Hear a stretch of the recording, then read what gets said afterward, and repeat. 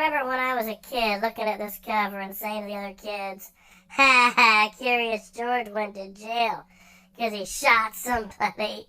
Hey, look at his face. You know he shot somebody, he ain't sorry. Well, it turned out I wasn't all that far from the truth, come to find out. You see, Curious George did shoot somebody. What happened was the man with the yellow hat left his gun out, and, George, being curious, and, the man with the yellow hat hadn't taught him proper gun safety, George, as so often happens, just put a bullet right in the middle of the chest of the man with the yellow hat, killing him pretty much instantly.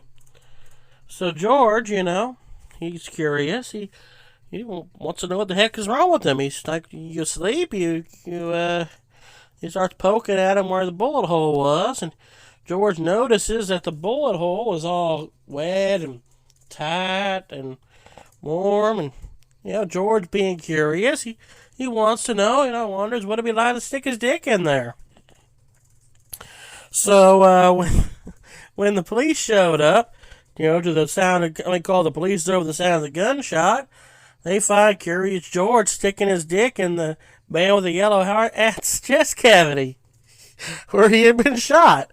And, George really didn't mean anything by it. There was no malice.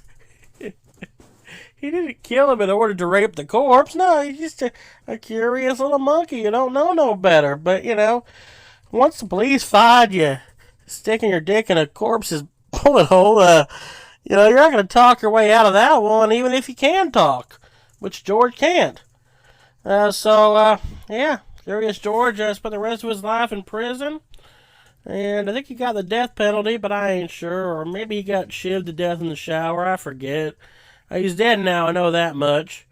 And, I hope I ruined your day telling you all this.